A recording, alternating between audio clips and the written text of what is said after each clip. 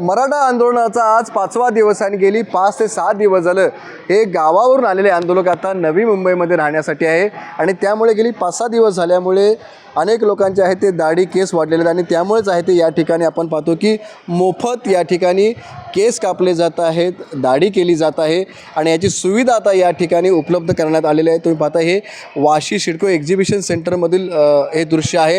या ठिकाणी मोठ्या प्रमाणामध्ये हे आंदोलक राहिले आहेत आणि सकाळी उठून हे आंदोलक मुंबईमध्ये आझाद मैदानावरती जात असतात आणि सध्या आपण पाहतो की मोफत या ठिकाणी केस अशा प्रकारची सुविधा आहे ती उपलब्ध करून देण्यात आलेली आहे।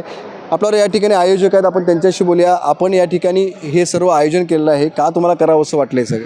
हे मराठा समाजाची गैरसोय होऊ नये, इकडं आलेला मराठा समाज दाढी कटिंग किंवा जेवण पाणी ह्या छोट्या गोष्टींपासून वंचित राहू नये या माध्यमातून बाजीराव चव्हाण यांच्या मार्गदर्शनाखाली आणि संपूर्ण मराठा समाज बीड यांच्या आयोजनानं आम्ही दाढी कटिंगची सोय सुविधा केलेली आहे, जेवणाची उत्तम सोय केलेली आहे आणि कोणत्याही मराठा समाजाची आणि मराठा बांधवांची गैरसोय होऊ नये हाच आमचा एक हेतू आहे। मोफत केलं जाते सगळं? हा, हे पूर्ण मोफत नियोजन आहे।